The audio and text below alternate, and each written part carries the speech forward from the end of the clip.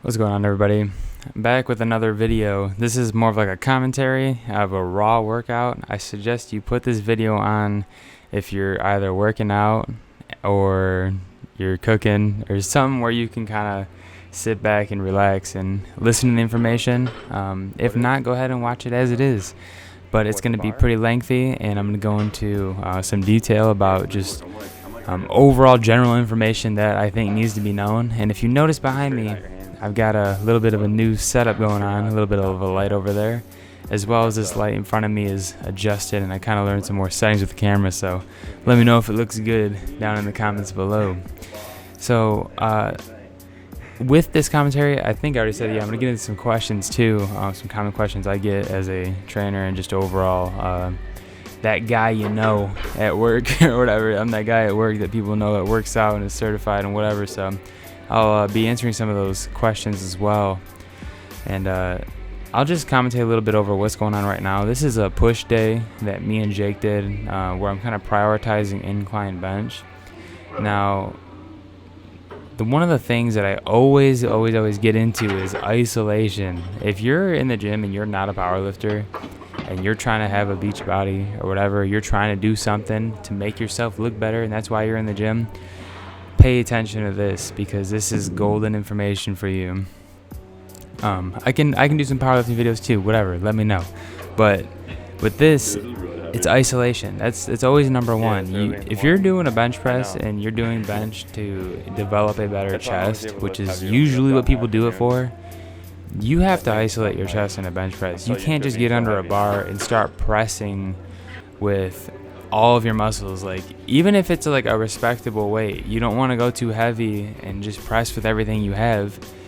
You want to do like what you're seeing right now is the shoulders are back and down, they're tucked, there's a small arch in my lower back, and I'm kind of like, I have the bar into my hand, around my wrist is where I have the pressure, and I'm pressing up that way, almost like I'm pressing with my elbows, if that makes sense. I'm grabbing the bar and I'm kind of like pushing with my elbow with my shoulders back and down and tucked. And the byproduct of the contraction is moving the weight. You have to view it like that, is that the byproduct of the contraction, like for example the chest, what happens when I contract the chest is that the bar goes up. That's how you have to think about this stuff. Otherwise, you're just going to be kind of mindlessly going through the motions, which is a huge mistake that so many people make, and I see it every day. Every day I'm in the gym, I see this happening, is that people are just going through the motions, and sometimes it's sad because like these people are there for a long time and I've seen them for years, and sometimes they look the same, and other people, obviously look a lot better after seeing them in there for a couple of years. But it's sad to see that people are just going through the motions. You have to isolate, and on the bench press, this is like one of the, I guess you could say, quintessential exercises for chest. And you've always heard it, how much do you bench, bro, whatever. You always want to tuck the shoulders, you pinch them together. Like, I'm gonna verbally explain this. I can make a video on how to do this, like actually showing the shoulder blades and stuff later, but I see what you're talking I'm gonna verbally explain it. You want to pinch your shoulder blades in the back, almost like you're trying to hold a pencil in between your shoulder blades, okay? Now, while you're gonna do that, you're gonna hold that and you're gonna arch your lower back. And what that's going to do is it's actually going to push your chest out. It's going to look like this, right? And then from there, you're going to hold that. Then you're going to lay on the bench, or you can do that as you're laying on the bench. And from there, if you have to do this slowly to stop yourself from undoing the form, bring your elbows out, grab the bar, straighten out that elbow joint. And you can see, even in this video in the commentary, that my shoulders stay still, but my arms are moving, right? As opposed to this, right? Avoid that at all costs, because if you're doing that, you're not going to be isolating your chest properly. Now this is going to make you bench significantly less weight, and for the most part, overall, you're going to do less weight on every exercise utilizing this form as if you weren't using it. Because now, instead of, let's use a flat 100 pounds as an example. If you're benching 100 pounds, instead of benching 100 pounds with a lot of help from 3 different muscle groups, being your chest, your triceps, and your shoulders, By incorporating that technique with the shoulders, we now take out the shoulders for the most part and the triceps for the most part, and we kind of isolate the movement, or use the movement to isolate our chest. Now, that's going to make pressing 100 pounds that we used to use 3 muscle groups to help us with, now we're using 1. Now we can obviously assume that we're going to use less weight in order to do that. And that's going to be very true, as you can see. By no means am I doing a super heavy weight. You know, I see people bench heavier than me all the time, but in my opinion, sometimes I think that their physique doesn't show that, right? Like, if some people looked at the two of us, like with a nice pump in the mirror at the gym, they probably would guess that I'd bench more, and that's not always the case. I might look like I bench more, right? And that's what I want to do, right? And as Kai Green said, I see in a lot of Kai Green's videos, he's like, how much do you bench? You know, these people are thinking, impress me, right? Impress me. How much can you bench? But the real impressing going on is when you see somebody in there isolating their chest. You know, they leave their ego at the front door. And that's what this workout is all about on a given push day, right? You'll see a little bit of triceps at the end of this video. I usually don't show as many accessory exercises as I probably should. I kind of just show the meat and potatoes of each workout that I do. And even right here, these are my strength sets. I started doing a couple of weeks where I focused a little bit more on strength and did sets of 5. And as you can see, is even on a heavier weight, subjectively heavy to me, in my chest area, right? Because I don't feel a burn in my triceps and I don't feel a burn in my shoulders when I'm doing this. I feel an enormous strain in my chest. And that's because I'm isolating it and I'm letting this heavy weight, right, basically be concentrated onto just my chest. So I just lost my train of thought. So basically what I'm trying to say is stop using your other muscle groups, you know, lower the weight and take these sets till failure, whether you're doing sets of 5, you know, trying to focus a little bit more on strength, or you're into the like 12 to 20 rep range. You should still be going to failure. And I've noticed personally, a good tip I would say out there if you're kind of new is do a warm-up set of like a really light weight. So for example, the bar when you're benching, just use the bar, and even if it's like 20 to 30 reps, like do that and like go to failure on it. Not like an ultimate failure, but kind of like a get such an extreme pump that you have to put it down type thing. It's just the best way I found to explain it. That has helped me tremendously because it's a light weight, and then you get adequate rest time after, you know, 30 to 90 seconds, and you do a little bit of dynamic stretching in between. And as you work your way up, you'll find that it's actually more comfortable because you're actually loosening up and warming up your muscles and joints better that way. And for me, I kind of get my muscles online before I get to the working weight. And what I mean by that is, if I just went in there and started pressing like heavy and heavier weight, just like immediately without a warm-up and like 1 to 2 warm-up sets, it would be harder for me to develop that mind-muscle connection in my chest that is necessary in order to get the proper contractions that I need to take that muscle to like muscular failure in order to achieve the hypertrophy that I'm trying to go for. And the best workouts I've ever gotten were a little bit higher rep, and I incorporate 1 to 2 sets of taking like a really light weight near failure before I even get to the working weight. And as you can just see just there, if you were paying attention, I actually just failed in the Smith machine with just a 45 on each side, because the Smith is like the ultimate like chest isolation bench. You want to incorporate free weights too, but I love the Smith machine. I used to hate it because I felt like a little bitch using it, to be honest. I don't know why, don't ask me. But I love the free weight. But as you can see, I just failed at like 7 reps, and I had said to the camera, like, I need to lower this weight. This is like, that was like the second set, I think, and it was just so heavy. And as you can see, like, I did not break down form in order to get those last couple reps. I allowed my chest to do what it could on its own and took that set to failure. And if I go to 7, whatever. If I'm aiming for 12, who cares? I stop. If I can't do anymore without sacrificing form, I drop the weight, and then on the next set I go to where I need to go. So that could be like let's say I failed on 7 reps, I lower the weight, and maybe I'll get to 12 next time, maybe I'll get to 15. I don't know, but I'm taking it to failure.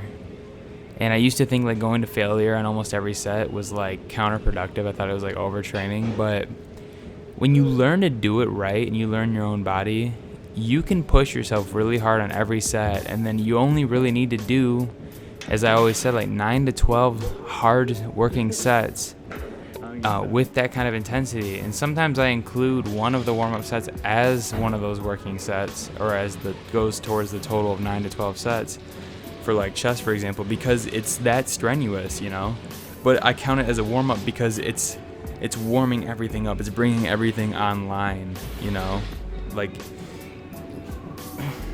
I'm not I'm just bringing everything online when I do that. But so far in this video, we've done the free weight bench press incline, and now we're doing incline Smith machine, just absolutely destroying the upper chest, which I got very self-conscious about my upper chest for a little bit, so I started doing this. But on a given regular chest day that I've been doing lately, I go back and I incorporate all the angles as I should. But I was prioritizing upper chest in this, and don't get me wrong, I was still very sore in my entire chest area, not just my upper, but I was sore everywhere, but more sore on my upper portion of my chest. And then I think that's all we really hit for chest. I don't remember, to be honest with you, but it's not like I can skip ahead and see. Even though I just edited this video, I should know this information.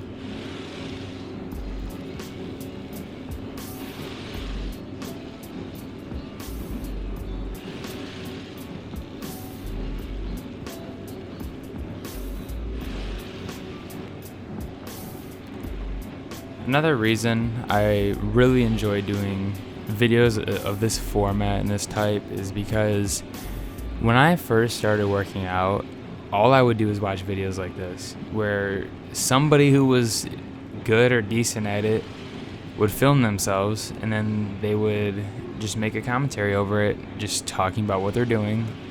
You can see what they're doing as they're doing it, and sometimes they do Q&As, which I really like.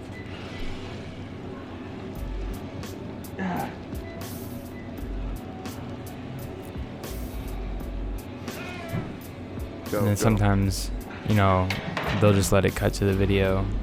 I like that too, because it kind of allows you to take all the information you just, received and kind of apply it as you're watching the actual footage unfold and the workout unfold. It's all about the mind-muscle connection. That's very important to remember.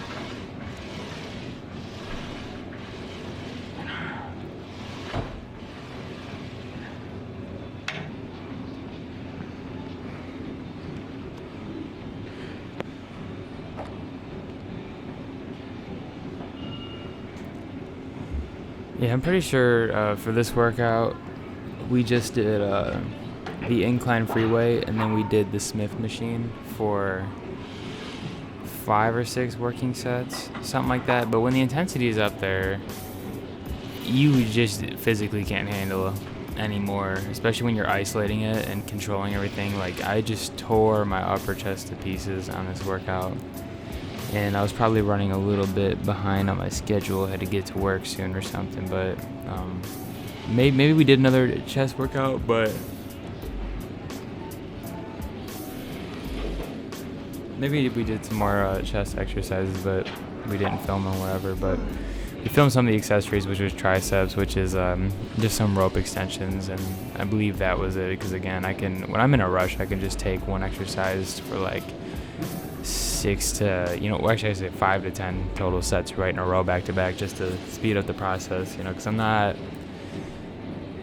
I don't compete in bodybuilding. Maybe I will, who knows? But as of right now, I don't. So I'm not like, I need to do these to bring out this portion of this muscle and whatnot. I'm just doing something like this where I can do 10 sets of just rope extensions, and then my triceps will have been successfully worked. So I believe that's all we filmed, and then there's some like flexing after this as usual, whatever, physique update, we'll call it, like people on Instagram. I guess in this last part of this video, I'm gonna answer a couple of questions. No, I'm not. I'm gonna save that for its own separate Q&A video, because who knows.